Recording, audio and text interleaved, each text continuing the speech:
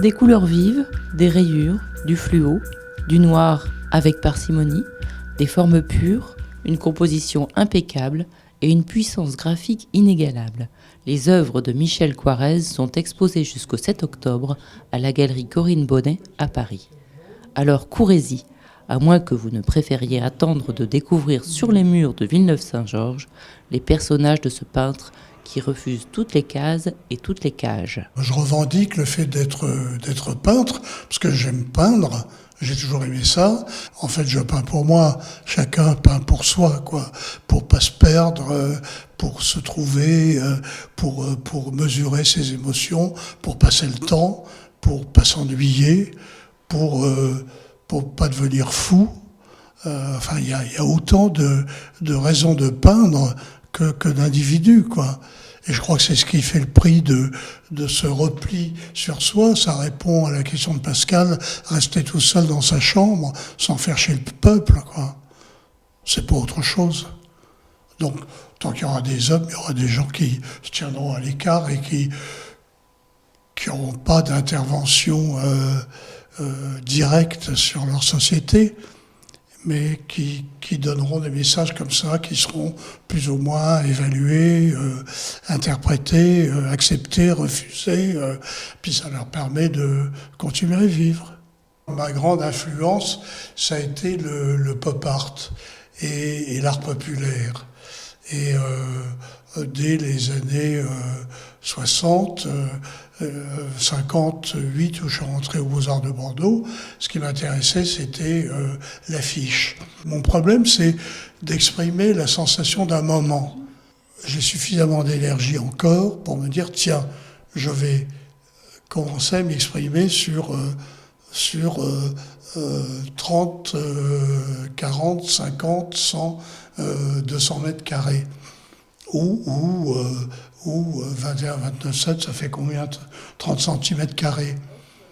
Et puis c'est tout. Puis là, je démarre, et puis si c'est du feutre, je me dis, très vite, mon feutre, il va passer à la lumière, donc je mets de l'acrylique, et puis après, je mets du collage, parce que j'ai pas envie de sortir, de déboucher mes pots de couleurs. Puis des fois, je fais des dessins sur des transparents, parce que je garde ça en réserve, je me dis après, tiens, ce truc, je vais l'agrandir à tel format. Et ça, je fais ça depuis les années 70 à peu près. C'est une projectionneuse mentale, si vous voulez. Sur vos œuvres, il y a souvent des hommes qui marchent. Alors vous étiez en marche avant tout le monde ? Cours, camarade, le vieux monde est derrière toi. Il ne croit pas si bien dire. De ces bons hommes idéogrammes qui semblaient vouloir fuir à toutes jambes hors de ces tableaux, nous avons retrouvé la trace en pleine rue, sur des palissades, à Villeneuve-Saint-Georges.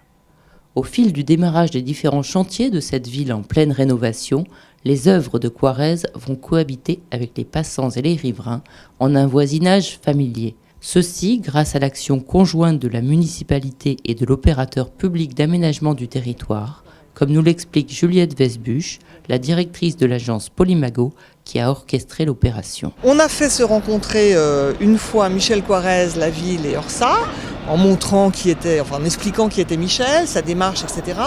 Et en commençant à voir comment ça allait être possible, comment le dessin, est-ce que c'est des dessins existants, est-ce que c'est des dessins faits pour, enfin il y avait tout un partage comme ça.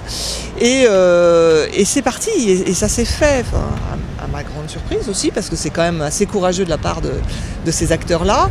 Et du coup, après, nous, on a vu aussi avec Michel comment on pouvait négocier, par exemple, le jaune et bleu, qui était la couleur de la communication de ce projet. Et Michel, travaillant avec les primaires, ça s'est assez bien passé, jaune et bleu, mais c'était pas évident, voilà. Et puis après, on a travaillé bien sûr avec les dessins que nous apportait Michel. Il est venu dans la ville parcourir les espaces concernés pendant 2 heures. Il est revenu, il a descendu les dessins à toute allure dans les 2 semaines qu'on suivit, nous apportant des espèces de grands déroulés noir et blanc de personnages qu'on recalait par rapport au linéaire des palissades des chantiers concernés. Et voilà, et on a travaillé ensemble de plein accord jusqu'à la pose comme ça sur place. Et d'ailleurs, ces personnages, c'est aussi un peu pour certains ceux de la ville. Tout à fait. Alors donc Michel a demandé aussi à un moment donné, parce qu'il y avait des dessins qui existaient, puisque c'est quand même récurrent dans son travail, mais il a demandé aussi à la ville un peu de documentation. Et là, il y a eu effectivement des photos qui avaient été prises lors d'un atelier ville ou je sais plus, qui avait été fait. Et donc les photos ont été données à Michel et il a dessiné certains personnages, dont cette dame au premier plan. Voilà. Donc il s'est aussi inspiré des gens qui étaient des habitants de Villeneuve-Saint-Georges. Et ce que je trouve bien, c'est que parce qu'il va y avoir de plus en plus d'impact de chantier. Donc ça veut dire que le centre-ville est quand même, ce n'est que sur le centre-ville, très ramassé, très dense. Donc on va se balader et les gens vont retrouver ces personnages. Pas des choses qu'ils vont voir qu'une fois.